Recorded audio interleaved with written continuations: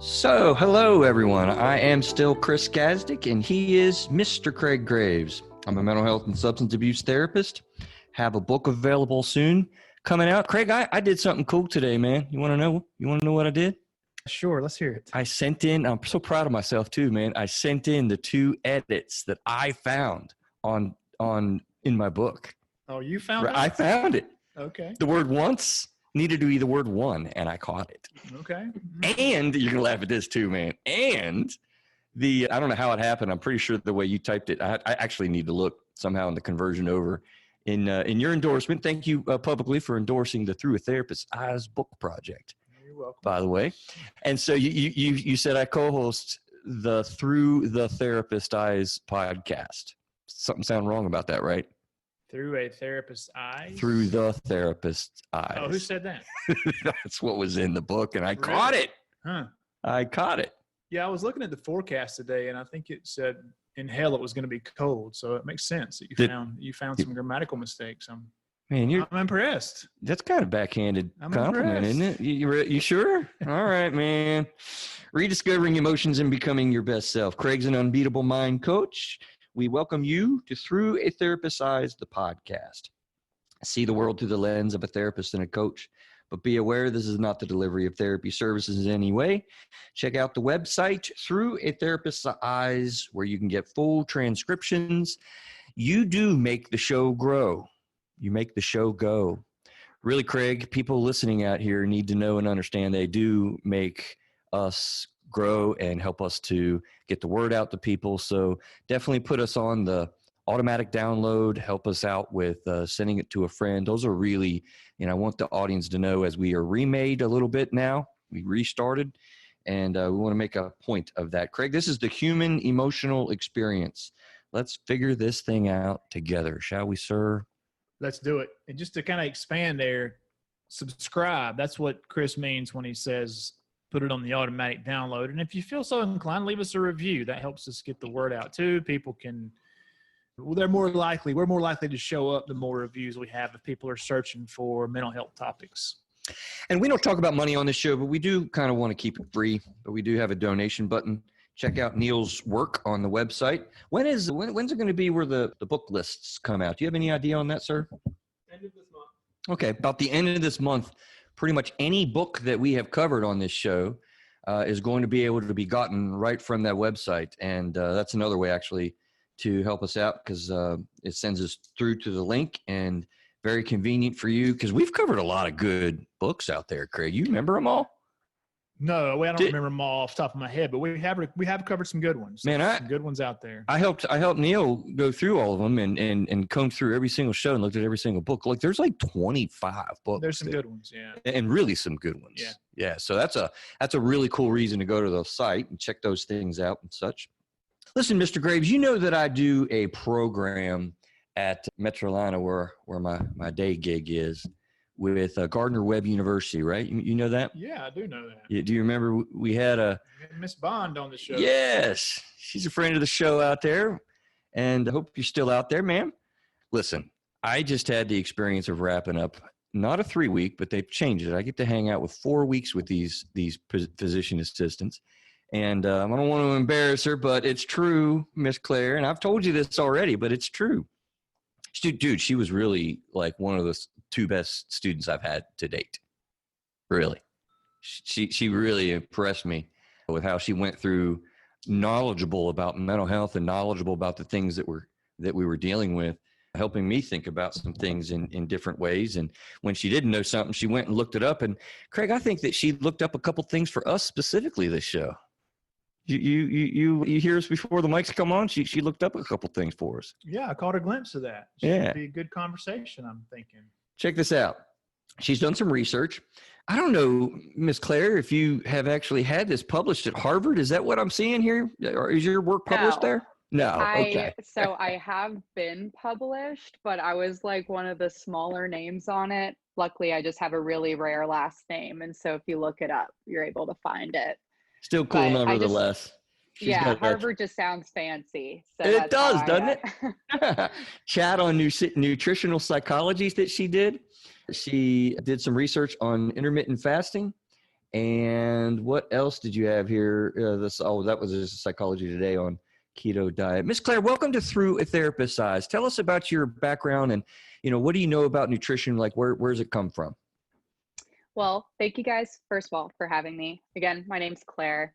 I'm a physician assistant student, and I'm attending the wonderful Gardner-Webb University down in Boiling Springs. And I have had the pleasure of following Chris around for the past 4 weeks.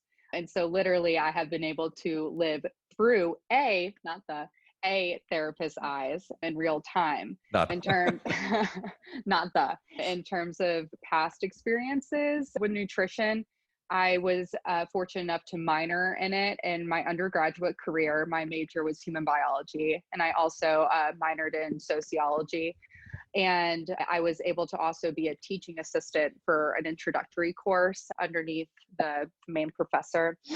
And on my summers off in college, I also did nutrition research 2 years with General Mills. And then I also was an intern at a nutrition studies program in Kannapolis, North Carolina, just working with fruits and veggies. And I was able to present my research, and I won both times I did. So just a little shoot my own horn thing. Am I okay if I eat like fruits and vegetables for like one meal a month or something like that? Does that qualify as healthy? That would not qualify as healthy. Dang, so Craig, help me, man. And no matter what the school system says, pizza is not a vegetable. Oh, man, it's got tomatoes on it, man. I am excited about this show. It is called Balanced Eating, Nutrition, and Mental Health with Miss Clair Thetford. So, it's something, Craig, we've been dealing with lately on our show, taking care of ourselves. And this is one that I'm excited about because I'm going to be honest with the listening audience here. I don't have a lot to say. I really don't. I know that it's important. I talk about self-care, and then I talk about relationship care. Do you remember the third of the three cares? I do not. Physical care. Oh, okay. That's what I call it. Exercise, sleep, nutrition is a part of taking care of your body. I mean, I got some simple thoughts that I came across, to kind of guide our conversation and stuff. But it's really, listening audience, you're going to be able to get a little bit out of this show, I think, because it'll be on my level. We're not going to talk too over your head until, Claire, you start getting to talk with Craig. Because Craig did tell me he's got a lot of the, what is his name? Ben Greenfield that you talked about, Craig? Yeah, I listened a lot to Ben. I'm not sure how intelligent I'll be about talking about what he says. Claire said, give it a go. Claire said you're allowed to ask any questions from Ben Greenfield's information. That is a lie. That's a lie? What did you say? I thought I had it right.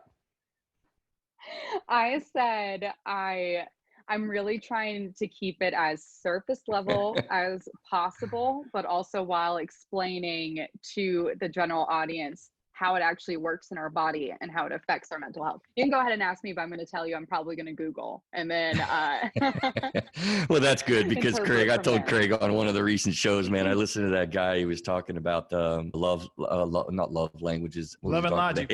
Yeah. He's talking about love and logic, Claire. And I think I told you when we were talking about this show, man. Dude, he's like 4 minutes in and he said like about 35 words. I didn't even know what they were, how to pronounce them. He's super intelligent. Holy cow. Super knowledgeable. Yeah. And he practices what he preaches. He's definitely. He's pretty impressive. He really is, man. So I will go along the audience and throw a disclaimer here. If you're listening this far in, then stay with us because you aren't going to get overwhelmed. And I tell you, Claire, and I'll be curious what you believe about this notion. People get so frustrated and overwhelmed with this topic because there just seems to be so much out there. So much information, and a lot of it seems to conflict with each other. And that's why I kind of got drawn in, Claire, thinking that we could really do something good because you're talking about balanced eating as opposed to like all this crazy stuff with nutrients and minerals. And Craig, you've heard me talk about how many neurotransmitters we have in our system and all the hormone structures. We have hundreds of subsets of each hormone and like thousands of hormones in our body mixing with how many minerals and how many different points of nutrients. I don't think we understand this system. Claire, do you think that's a true statement? I do, but I also agree with the fact that there are a lot of resources out there, and so it can get really overwhelming. I found myself getting overwhelmed trying to look up all the different types of diets and just like Yeah, and try to find evidence on how they can help your mental health. That's the reason why I think a balanced diet is just, it's easier. It's an easier label to have. And it's also easier for someone that's beginning their nutrition journey and just able to like keep a sane head with it. Like peanuts, beer, pizza, and maybe some potato chips for the game tonight? You're really forgetting some core components of the fruits and veggies that we just talked about. Take us in there, man. What are you thinking about your thoughts about nutrition and mental health?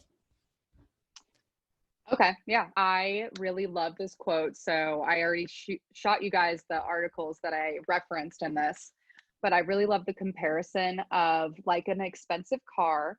Your brain functions best when it gets premium fuel. But the idea of that is that processed foods in this analogy is just like regular standard fuel.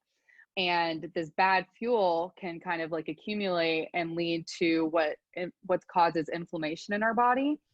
And in this comparison also, it allows for somebody to actually take a step back and be like, hey, in my budget, I really can't afford premium fuel each time. So I'm going to go for the cheaper gas option as well. So it allows for that balance to be there, but also acknowledging that the premium fuel is the better of the two options. Does that make sense? It absolutely does. Craig, I think I'm going to be like the comedian this show because I don't know anything about this topic.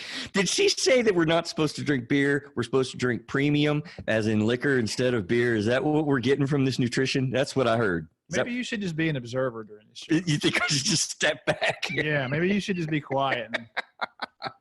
But it's going to be so fun. Oh, my goodness.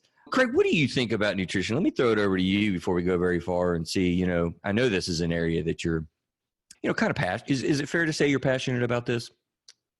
I would probably say I'm passionate about it. I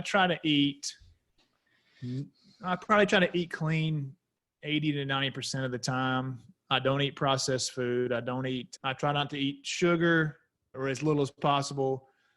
I don't eat bread or pasta or simple carbohydrates and those kind of things. I've never been a huge sweet eater, even when I was a kid. So, I definitely think a lot of the health and mental health too problems that we have today in the modern world are a result of potato chips and beer and pizza and poor diets. So that's kind of where I'm at on the whole nutrition spectrum, I guess. Yeah, seriously, I like the way you put it, Claire, because I've been fascinated with neurology lately, and in the last probably few years of working with people. And one of the things that I think is so cool and something that rings true in my basic nutrition mind is that, the concept of neuroplasticity, right? So people are struggling out there with depression and anxiety, and that has a cascading effect physiologically. Craig, like the commercial says, depression hurts. I think that it has an air on how our brains work. And so one of the things about different diagnostic sets that are out there, I notice similarities from one diagnosis in mental health to another. And one of those ones, Claire, is foggy brain, like thinking not clearly, right? Yeah. Well, with neuroplasticity, we know that, I can sound intelligent too, Craig. You sound pretty intelligent. Am I doing a little better? Continue. Yeah. Okay. You're on a roll. One of those things that gives me hope with this is how we can actually influence the way our brain works. Breathing, for instance, that oxygenates the brain. Well, neuroplasticity is a concept that just says that when your body's depressed or when your trauma influences the way your brain literally functions, you can eat to help your brain grow. Like fats, healthy fats. If you do not give your body what it needs to grow or to function well, the brain's not going to regenerate. The brain's not going to, change. It's going to get worse. I would submit in my small pea brain. Does that make sense, Claire? Yeah, it does. I was actually going to say, I know you've been really focused on neurotransmitters. I've heard you throughout tons of appointments talk about it. So I actually did a little bit of research on serotonin. And as many people know, that a major antidepressant is an SSRI, which mainly deals with the neurotransmitter of serotonin. I'm on a serotonin reuptake inhibitor, which means it just leaves more serotonin available to be picked up, which elevates your mood. What people don't know is that the majority of serotonin actually is produced in your small intestine. And that's like 90 to 95%, and then 5% is produced in your brain. Wait a minute. Yeah. What? Take a moment. Yeah, I'll let you pause there. Seriously, I have heard that your gut is your second brain. But you know, and you said that. I forgot that you said that this last week or two, Claire. And yeah, that is a pause, because that shocks me that your brain with neurons is where I thought serotonin and all the neurotransmitter functioning really operated. So what does it do in your stomach? I mean, it's not connecting neurons and whatnot, right? Like, so how is the production way down there getting up to our brain to do something with the neuron process? Yeah. Okay. So this all honestly does come back to nutrition, because in our small intestine is where most of our nutrients are absorbed. So what you put into your body is what you get out of it.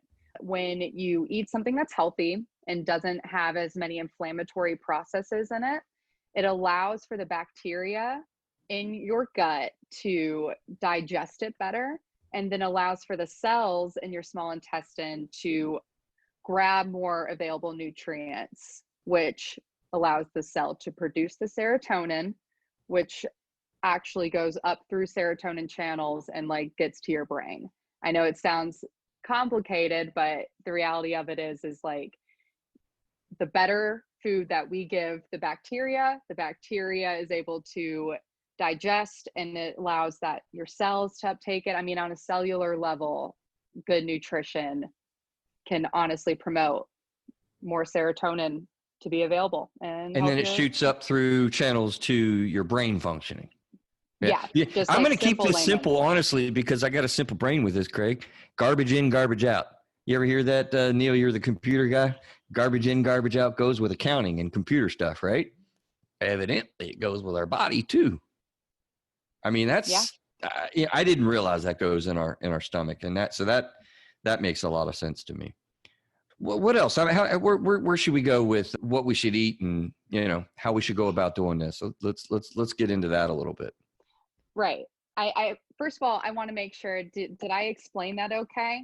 Like, I think so. Chris, were you able to fully understand it, or Craig, just to make sure? Okay. Good. I went off of that just to see what types of diets really promote that healthy gut. And it turns out that like the Mediterranean diet and the traditional Japanese one are seen as like almost the gold standards, in terms of there's actually been studies done that show that there's a 25 to 35% lower risk of depression in those that follow those types of diets versus our Western diet, which contains the processed foods and the refined sugars. And I know, I honestly do not know how they got these numbers, but it comes from Harvard, so I'm just going to go ahead and believe it. But basically the main components of these diets are the high veggie, high fruit, unprocessed grains, and fish intake. And actually they were really lesser and moderate amounts of the lean meat and the dairy. They didn't even talk about the sugars, because obviously that would be preferable not to have. This might sound stupid, but is rice not good or bad? Because I believe there's a lot of rice traditionally in the culture. So, and that would seem to me to be like spaghetti or whatever, which carbs are bad, right? So what about the rice with all these foods? So that's on the unprocessed grain is where that comes from. So the wheat, versus the white rice, if that makes sense. No, say what? Say that again. Okay, so unprocessed grains, right, there's white rice, then there's also wheat, and then brown rice. Yeah, you clipped out a little bit with the Zoom thing. Let's see if we got you. Yeah, go ahead again. Yeah, white rice and wheat rice. Brown rice. Rice. Yeah, so one's more processed. Yeah, what is the staple of the Japanese diet? Is it the brown rice or the wheat rice? I know white rice is processed rice, right? Yes. Okay. I would assume that what they're saying with the traditional would be the brown rice, Okay. just due to the fact that they said unprocessed. But I'm just going to go back to anything in moderation. I know that we tend to really, like, when it comes to just like Chinese food restaurants that are like the hole in the wall places, I mean, their versions are way less healthy than the actual version that's being ate in these traditional like countries, if that makes sense. Interesting. Yeah. So when I go to my sushi restaurant and get white rice, it's not a good thing, right? I mean, it's fine in moderation. I'm just going to keep saying that because I hate the idea of us having to pull out the balance, like literally a scale, and like measure out everything. And if someone really wants to do that, that's great. And then that is on them with their research, and it's something that they're passionate about. But I don't want someone that's going into their cleaner health nutrition journey to think that that's the expectation. Yeah, I get that 100% because I don't always eat strictly good foods, right?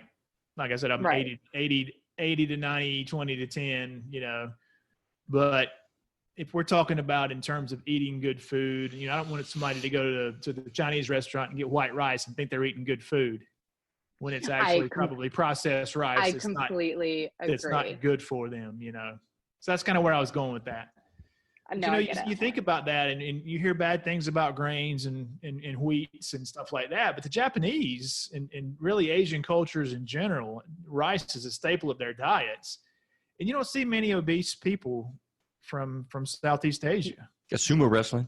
And they live long lives. I mean, just saying. Them, they do live long lives. Yeah. Yes. Japanese people live long time. One of the things I'm thinking about is your palate. We're talking about white rice and the different things, and it just occurred to me, so maybe I can contribute something useful here in the sense that I think it's true to say that your palate really does get trained. And of course, palate is the taste that you have and the familiarity that your body has. You really start craving what you give it, right? So a lot of those processed stuffs are sugary and carbs and carbohydrates. And when your body just gets used to eating what it's eating and you like what it tastes. And when you first start trying to change something, it doesn't taste right. It doesn't taste good. So you say good food, right?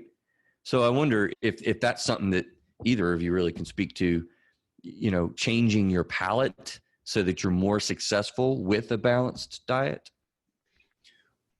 In my opinion, I think there's probably some discipline there. I'm going to eat whatever my good food is. And I'd like to talk about the Mediterranean diet more in just a minute if we can. But I've also read in several places that processed sugar is as addictive as cocaine or heroin. Right. And that's what I was thinking. Some of the issue with kicking that habit is not just my palate likes it. It's like, I need that now. I gotta have, my system's gotta have that. Well, it's funny you say palate, and in my brain, I'm actually also thinking of some of the addictive type traits. Now, we're not talking about addiction today at all, really. I don't think we'll get to that. But I said palate instead of that powerful craving that an addict might have is a little bit different. But I think that, can we say that palate is like a second or third cousin to what your body thinks tastes good by craving, sugars and such? Well, I think when I think about the palate, I think about taste. Right. I like the way a good plate of nachos tastes, or the sushi up at Ja, the Valentine rolls. I love the way that plum sauce tastes. Right. If I've got a problem eating too much sugar, it might not be that I love the taste of it. I'm craving this sugar because my body has become dependent on it for whatever reason. What I'm saying is I think your taste preference actually changes based on this. I think taste does change over time, right? I've heard, and maybe Claire can clarify, but I think your palate changes every 7 years. You start, I don't like onions. And then 7 years later, I'm eating onions, Okay.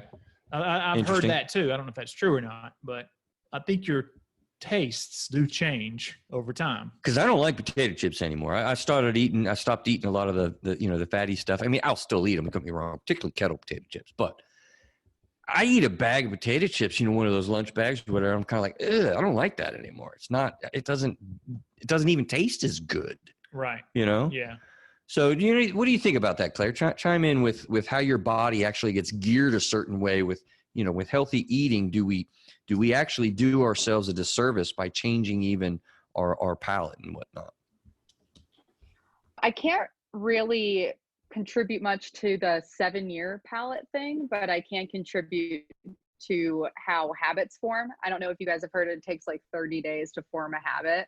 Craig loves the statement. I mean, yeah. But well, what's your input on that? Am I wrong?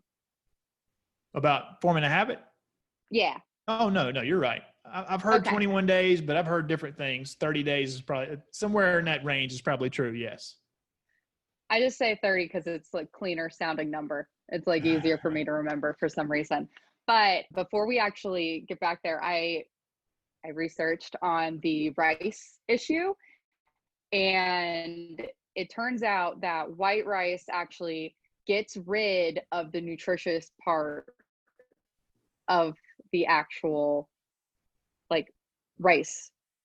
It like gets rid of it, and it actually just ends up creating more carb in it. It is actually a thing of white rice per cup has 53 grams of carbohydrates, and then brown rice has 46 grams, but it also has the fiber and if that makes sense.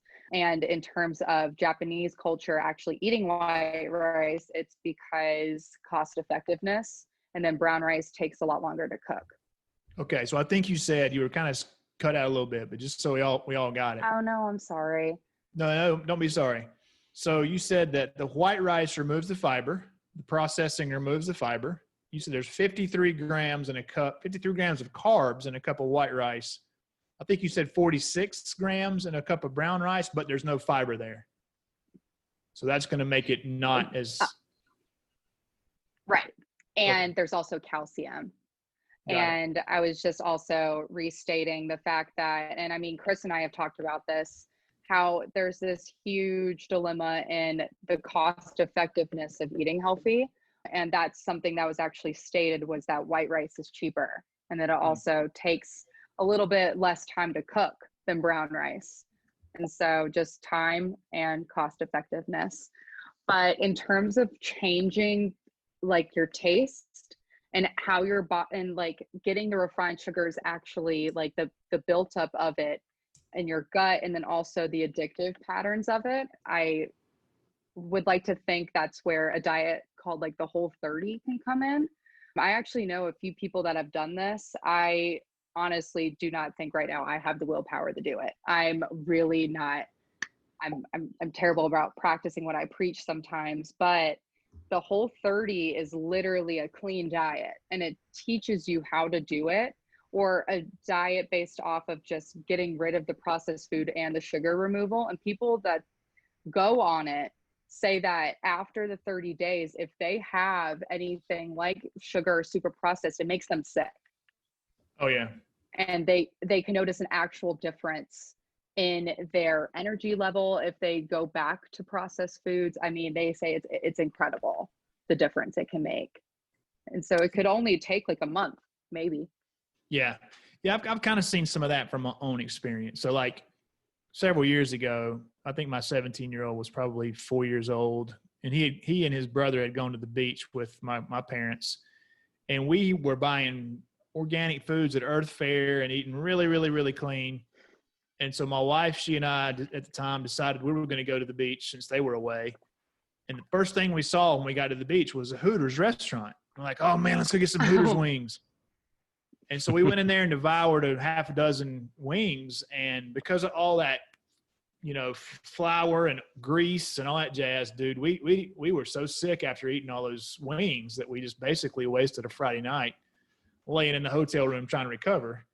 But, if we'd done that the year earlier, then it wouldn't have been a big deal. We love to eat Hooters wings, but after eating clean for so long, it was like, oh my God. See, I'm feeling the need to put in a joke. I have to contribute something. So if you guys would just keep on eating this stuff, you wouldn't have that problem, and you have tougher, stronger stomachs, Craig. Yeah, but then our mental health would be in the crapper, and we'd be, overweight and obese, and have all kind of health problems. One of the things before we lose the Mediterranean diet, let me say this, and we'll go back to that because I think you wanted to. That's where I was going to go. Yeah. So I do want to make this point maybe as we're talking about palate and as we're talking about Claire.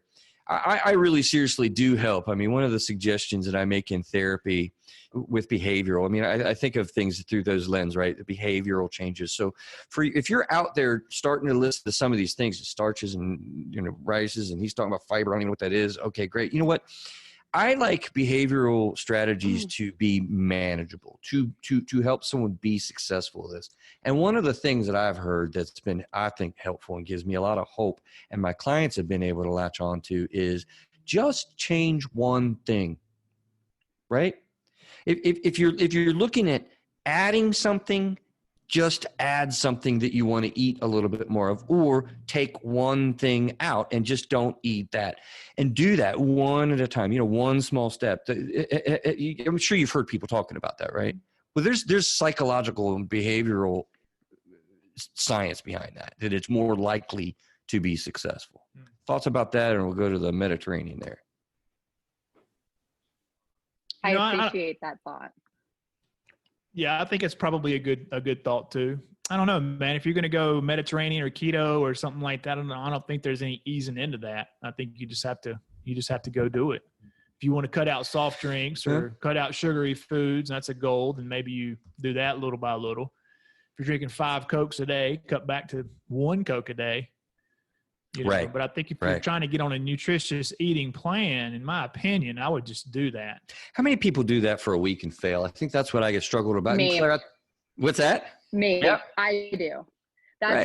So this is the reason why I've told you, Chris, is why I'm a big advocate for just balanced diet, is because it holds you accountable, but it also allows you to have some leeway, because I think it would drive my mental capacity. It would drive me nuts. It would drive me nuts to know that, like, what if I failed? And then I would beat myself up about it, versus the balance and then the slowly taking away. It's more of a process into finding what works for you.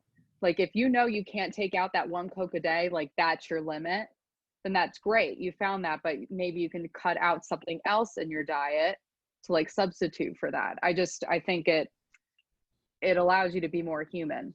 But then there are those people that are like totally like very able to hold their diet. And I honestly, big kudos to them. Yeah, I just think there's a lot of emotions in food. There was a CEU I did today, Craig. One of the things I did hear them say is, think back at your first memory with food, your first positive experience that you had with food. And it challenged me. I had nothing. I didn't know what she was going for. And then I did think of something. This is fresh off my brain today, just from trainings that I'm doing. And it was during a football game. It was the high school football game that I was at with my dad, and I was freezing. And he gave me like $1.25 or whatever, and I was allowed to go get to the concession stand, and I got a cup of hot chocolate. And I mean, that was like the best hot chocolate I've ever, it warmed me up because I was so cold. It was a wonderful experience. And I think that we have that relationship, whether we realize it or not, with food. And so when you're dealing with like diets and the stringent requirements of this and that, it's, God, you can feel overwhelmed and hopeless. And then you fail, and now you're full of shame and you're full of guilt, and you feel bad about yourself. And then you look at your belly and it's too big and you can't even do a diet. And it's just, man, you could just fall into a centrifuge of crap instead of having like, just feel good about what you're doing while making a little bit of healthy change. And Claire, I think that's what a lot of what you mean, right, by balanced eating. That is what I meant. But maybe that's where Craig can come in and really give me some mental toughness, as I can see in his background there, some mental toughness to do so, to go through it. But as for right now, I need I need ice cream every now and then for my mental sanity. I would take the Jocko approach. You want to eat healthy, then eat healthy. That's the secret. You want to eat healthy, Chris? Eat healthy. Let's go back to the Mediterranean diet. There's, like you said in the beginning, there's so many diets out there. And it's kind of funny because there was a show on Netflix called Game Changers. And it was about these athletes who used the vegetarian diet to enhance their performance. And Rogan had a guy on the show to dispute what was said on there. Then they brought on a doctor to debate the guy that was disputing the show. And then they brought on one of the guys that was, so they spent like 5, 6, 7 hours going through this debate about veganism, vegetarianism versus eating meat and stuff like that. You know, Claire, which diet's the best? I mean, what would you say? I've heard good things about this Mediterranean diet. Maybe you can tell us what it is. But what's the big debate about all the different diets? Oh, man. That's an easy one. That's an easy one. Well, people are passionate about it. I mean, you say vegetarianism sucks, you might get punched in the mouth or vice versa. You know, it's crazy. Oh, the vegan is.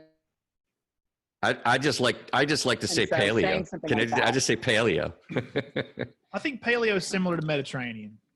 It is. I actually talked about keto for a second, or I researched it just purely because you were also talking, Chris, about how someone that you know went on keto. And didn't you guys interview somebody? It was a really neat show. Yeah, she had a lot of anxiety stuff going on, and she did the keto show. She did the keto diet, and boom, like night and day, it went away. It was weird. It's crazy. Apparently with like bipolar in particular, or mood disorders, it actually has been seen to be effective, because if you're using the energy source of ketones versus the carbohydrate difference, apparently it actually improves your cellular function down to, I don't know if you guys know what a mitochondria is, but like that, you know, like 6th grade science or whatever, producing your energy through there. Apparently it like actually has some science behind the fact that it's a calming effect. Apparently it calms your cells. Can't give you very much more about that. I didn't look too much into it, but be interesting for ADD as well. Honestly, I wonder. Yeah, I wonder. I thought it was really cool about the bipolar thing. Even in bipolar 1 and bipolar 2, there were some, and then also I think it was schizophrenia. There were some symptoms that were decreased. So that's interesting. What I heard was there. I love Zoom, Craig. I love Zoom. No, man, I think by now, Kurt, everybody in the world is knowing Zoom, and we all are like super patient about that nowadays. But I think what you said is that keto had reduced symptoms of schizophrenia in some people. Yeah. Okay. Yeah. Thank you.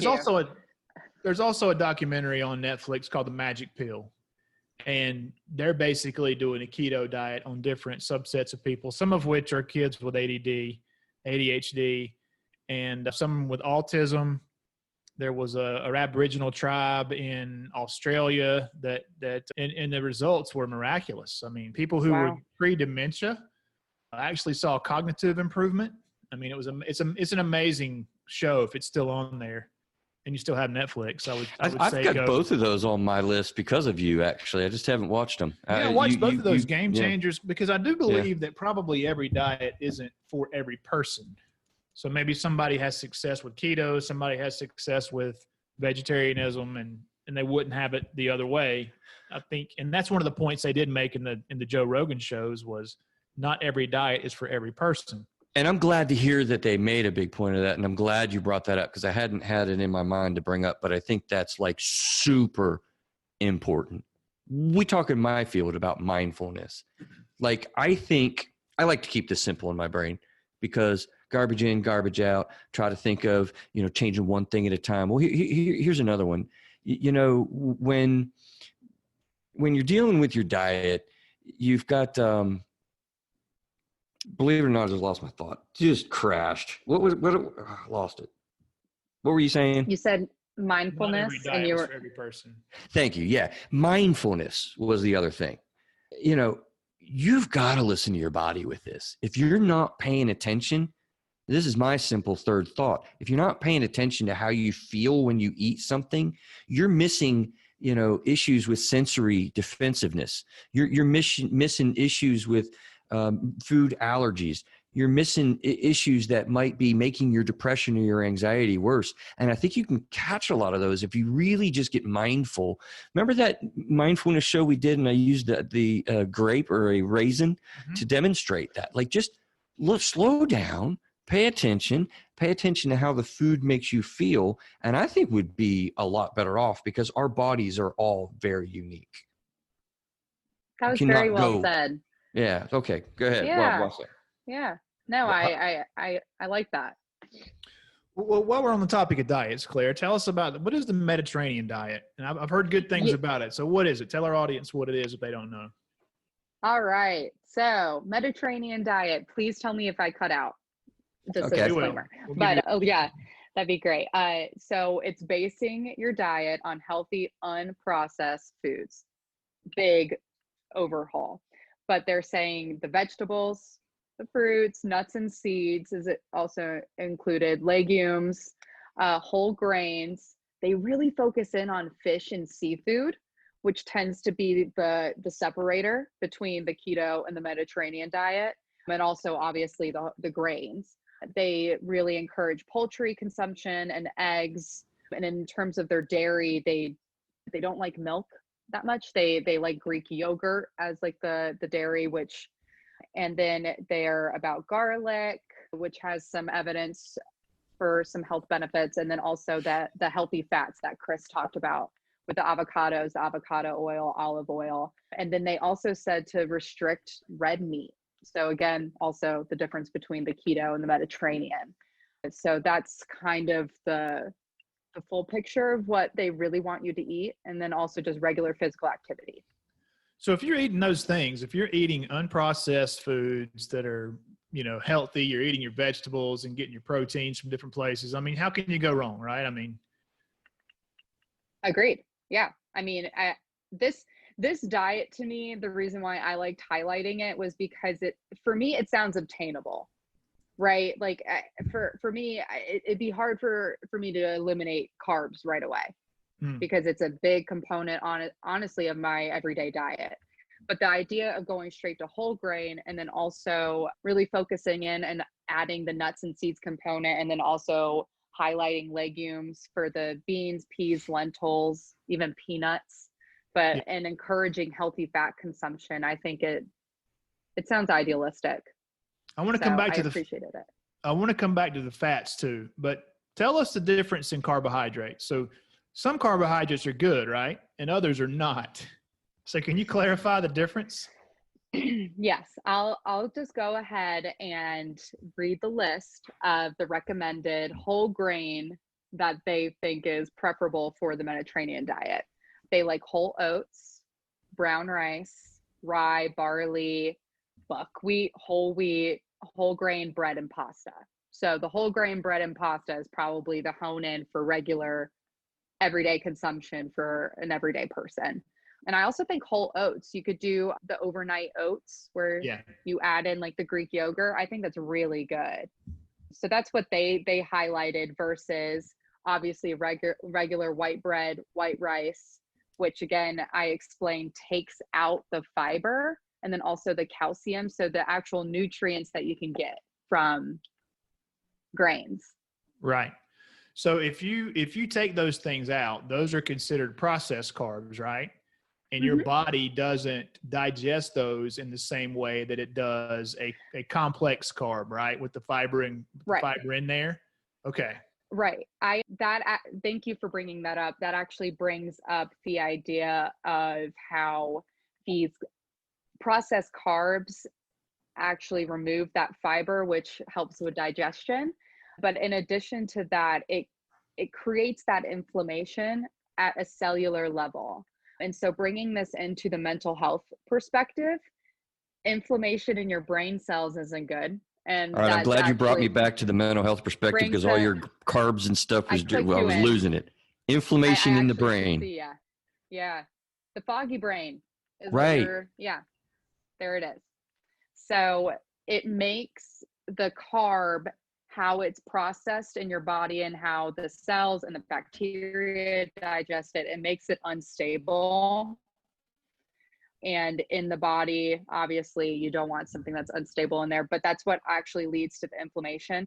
And this byproduct is what causes tissue injury. So it creates the high blood pressure, it creates the plaque formation, and it leads to the high blood pressure, the heart disease, the foggy brain, and then also inflammatory processes associated with these processed foods actually are seen to alter a cell at its cellular data level, and it could create a tumor process. So cancer. And you know what's So, interesting about that, as I was just listening to you, Claire, I was thinking about it actually in reverse too, right? Like, can we say that when you have trauma experience and you're having tensions in your muscles and in your body, and we know that when you're having panic, your blood pressure goes up, and so blood vessels probably are expanding, and so all of this inflammation and tension and depression makes your body physically hurt too, right? So can we go actually in the opposite way? Like, mental health can actually give you added challenges that you're trying to manage with your diet, just because your mental health system, maybe they're two really closely linked, I don't know, but I guess I'm saying, like, if you have trauma experiences, that's going to set you up for some of that, right? Possibly. agreed. Yeah, totally. You know what, this makes me think of what we were talking about with that broken heart syndrome. Oh my gosh, And yes. Yeah. it does not make me want to say the actual medical term, but it is affiliated with what it's a Chinese like pottery. And so it's literally about ballooning, and it actually causes your heart to balloon out for a couple weeks. Like, it causes an actual physical effect. So if you feel something with extreme grief, it could actually cause almost like a mini heart attack, but it does recover in a couple weeks if you're able to stabilize your panic levels and your adrenaline. You talk about that a lot in your Cortisol. Yeah. yeah. Yeah. Do you get that, Craig? Like, when you have a breakup and you're grieving, like your heart actually physically like enlarges, and you have these physiological things that is a part of what she looked up a few weeks ago with the brokenhearted syndrome. I did not know that. Yeah. That's new to me. Yeah. So, okay, let me steer us, Claire, to, because we're 48 minutes in. We're still okay on time, but I want to make sure we get the things covered that we wanted to cover. Your research, you've done some research, and I'm sure that you kind of went through and reviewed some of that you did. What do we want to? Is there anything you really want to glean out of there before we take you down any other bunny holes and such? You mean in my past, what I was able to present? Right. Basically, it was taking I just forgot. Hold on. That's cool. The word that I'm looking for. Antioxidant. That's yeah. It's talking about how fruits and veggies we bring it all back to cellular level, but it's how antioxidants in fruits and veggies, and fruits in particular with that, how they can combat the inflammatory processes that happen. So not only is increasing the fruits and veggies good for you on the antioxidant level, just in terms of the vitamins, the minerals, but it also can help combat the carbohydrate and the inflammatory processes that are there. But that's the basic. Talk a little bit more about the antioxidization, because I do hear a lot of that with antioxidants and is it oxidization in the body? I mean, is that, yeah, break that down in my West Virginia simple terms here. I don't follow a lot of that. So I actually did talk about this a couple minutes ago, but I talked about it again. Do you remember when I said that processed carbohydrates are unstable? Mm-hmm. Do you remember when I said that? Yeah. If you go down to it, it's this thing called free radical, and it is an unpaired electron. To go back just into chemistry 101 there, it's an unpaired electron wants to be paired, so it is unstable until it is paired. It has broken heart, Craig. Sorry, Sorry. Hold on, wait. No, I'm kidding. Yeah. But this is what honestly causes that oxidative stress that you're talking about. And the oxidative stress, and you wouldn't think that oxygen would be a contributor towards, negatively affecting your health, because oxygen is what gives us life along with carbon. But it is this oxidative stress that is causing that inflammation. And it's just because they get left over because they don't have that fiber attached to it. They get left over in the process of metabolism to give our Interesting. body So when energy. we eat antioxidants, we're helping our body avoid that process that you just described that creates actually ultimately the problem is inflammation. Yeah, it inhibits the oxidation of it. So it inhibits the inflammatory response.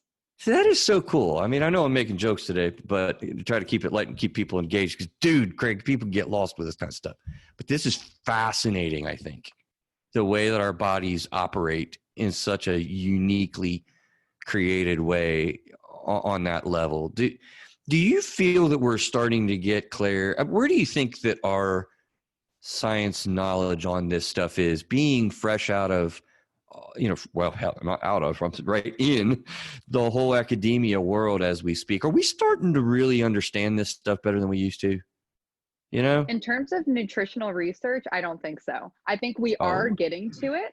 I think we are, but I mean, that literally, the antioxidant thing was literally the reason why I was in research. Like, that is what we were doing, is we were trying to really like promote this. And at one point, I think I told you, we took like concentrated levels of an antioxidant and put it against like actual cancer cells. And at a super, super concentrated level, that actually inhibited its cellular growth. I'm remembering as you're speaking that. Yeah, you did. And so, I mean, we do know stuff, but I think that's really the reason why nutrition research needs to continue to be promoted, is because if we can stop these things at what we put in our body rather than trying to attack it once it's already begun, I think that's like a huge deal. Huge preventative. I think there's probably a lot of research out there. It's just not being taught. So you're becoming a PA, right? How many hours? How many hours of study does it take to become a PA? A lot. I did undergraduate program, so 4 years. And this nutrition research that I'm talking about was totally supplementary. Like, it's something that I did on my own in the summers. So I didn't have a summer break. It was, I went straight to research. That was my next question. How many of those hours are spent studying nutrition? That's a good question. Yeah, it is a good question. For a minor, it depends on what university you're in and what courses you have to do. But I was able to actually, since the research program was affiliated with NC State, which is where I went for undergraduate, I was able to apply some of my research hours to my minor. But it was a full-time job, 11 weeks. And that was times 4 summers is the amount of nutrition research I have under my belt. Okay. But that's not a typical student. That's because you were doing this research project. Right. Yeah, that's not a typical student, no. Right. I know we're running short on time, but touch on fats for a minute. Well, let me get an answer on that, Craig, because I thought you were going to follow up with that. So a regular PA student gets how many hours of training on simple nutrition? I don't think I hear that yet. Oh, okay. Yeah. I think we did a couple weeks of like a course. A couple weeks course? Couple weeks out of 8 years of study. Well, so not everyone has to, so for NC State, for me to be a human biology major, I needed an introductory nutrition course. So I needed to do that. So that was a full semester. But in terms of physician assistant school, I mean, Chris knows this analogy. It is literally drinking water out of a fire hose. And so for the last year and a half of what is actual schooling, I mean, I'm learning every body system, anything under the sun that you can imagine. So maybe someone from Gardner-Webb can tell me exactly how many hours of nutrition we focused in on, but I know we did touch on it. I think it was within the first couple semesters. But I mean, we have to also be able to research in our own time about this too, especially if we're recommending patients, like that's our first line for anything mental health wise, like depression, like physical activity, nutrition change. Like it would be good to know what you preach. Right. I do think that there's probably some cornerstones of health like sleep and nutrition. And I've recently come to believe that breath is too. But I think those things are probably not as prevalent in the teachings of current medical practices, you know. And exercise.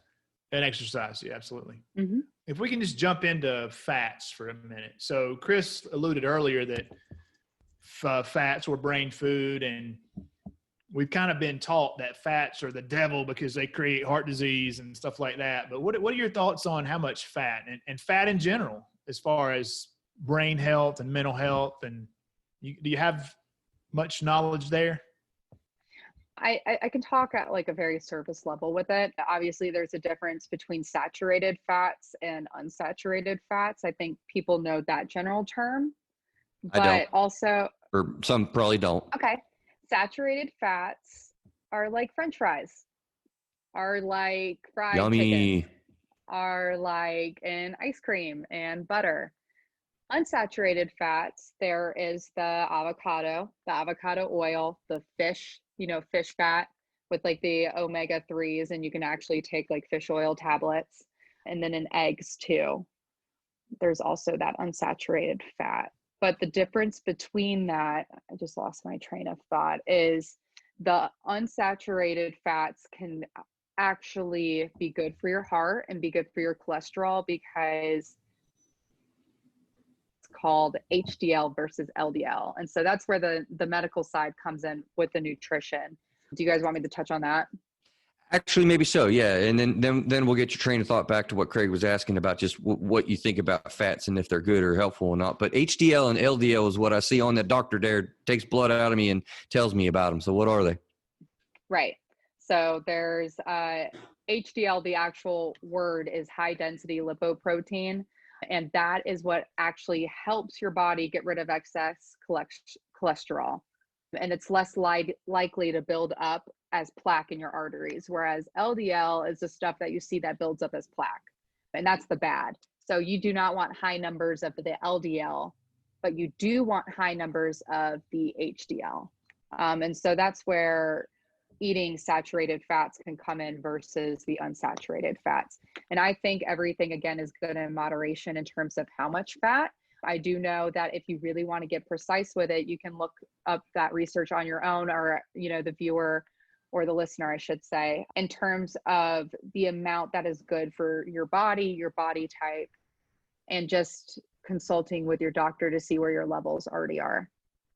All right. And Craig was asking about just general ideas with the fats and stuff. I think we took you away from that. I'm sorry. I love a good avocado, and I use olive oil, and then actually in particular, I use avocado oil. Have you ever had avocados on the grill? No. That's awesome. Try it. Put a little oil on the avocado, put a little paprika, butter. I should say butter. I do butter. And then you put it on the grill and sear it. Oh my God. Excellent stuff.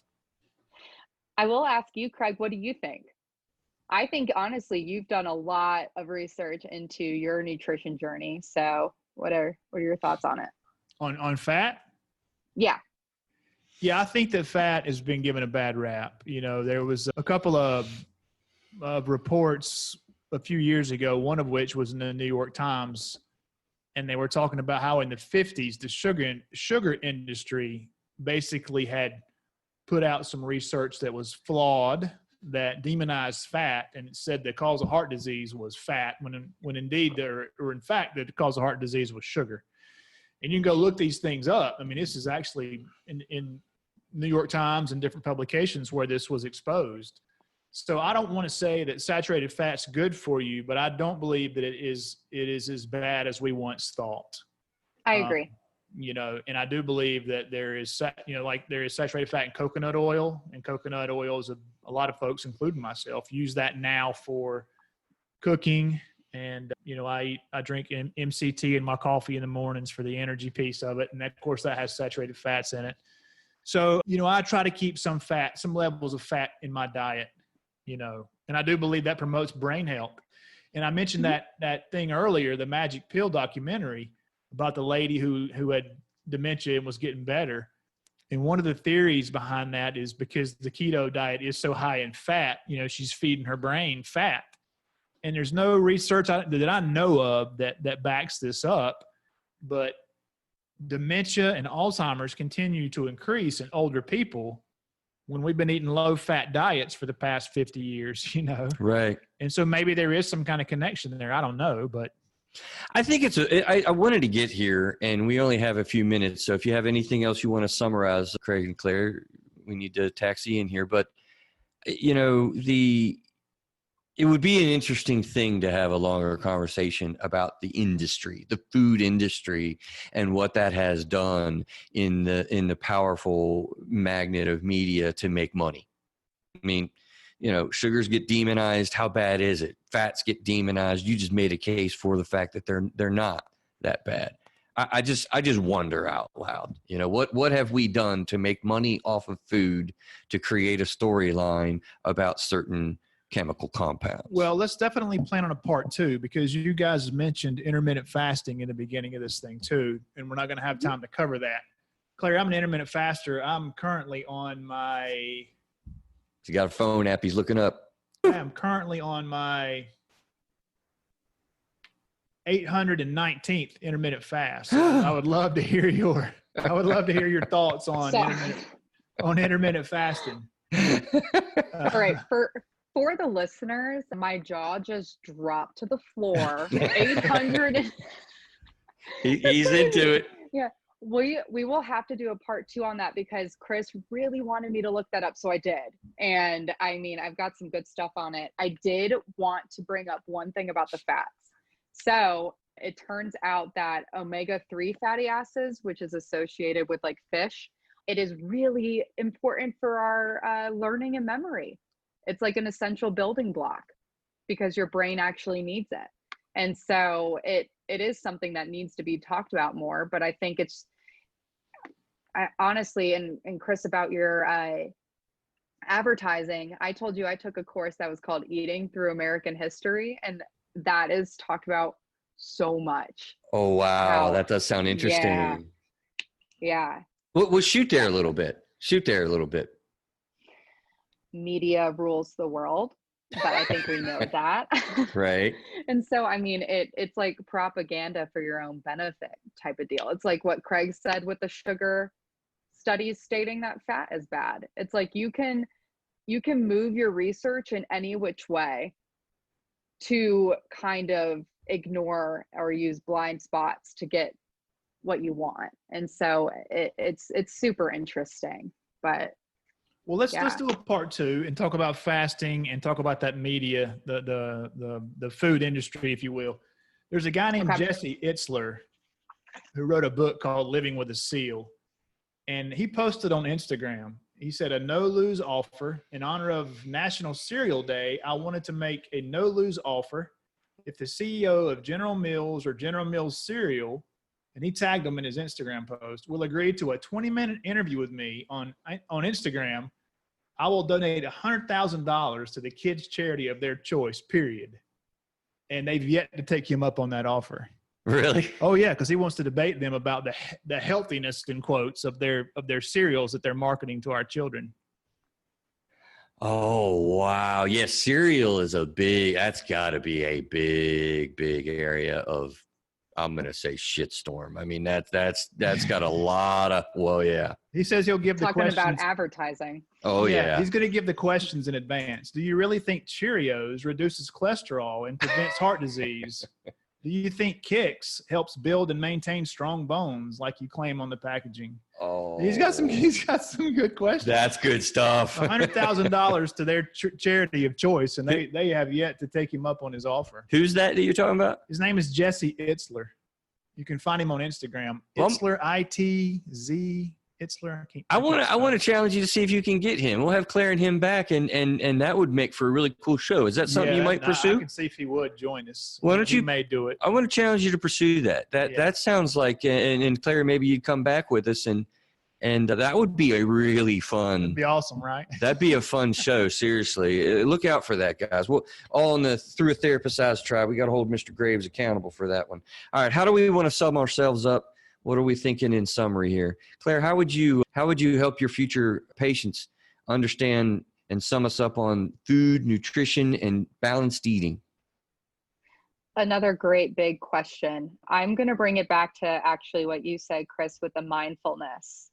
I really appreciated that. I really appreciated the fact that, I mean, yeah, there's doing your own research, but it's also listening to your body and listening to what works for you.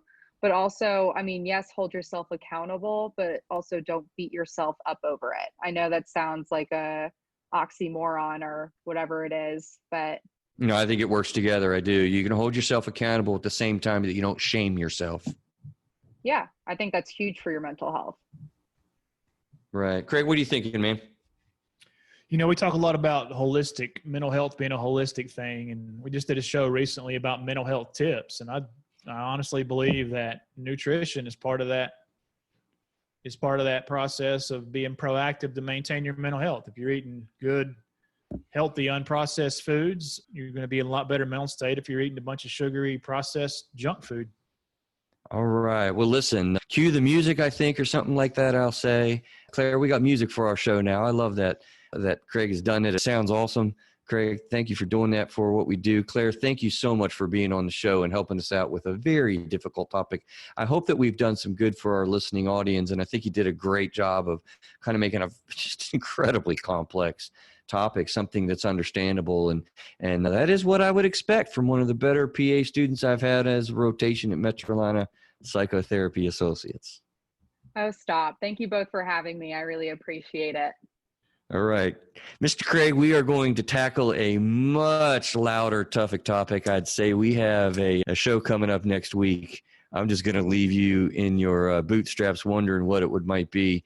It is a hotly loaded, very controversial national debate kind of show. We've taken a break long enough. You ready to get in deep next week? Oh, yeah. Let's do it, man. I'll see you guys then.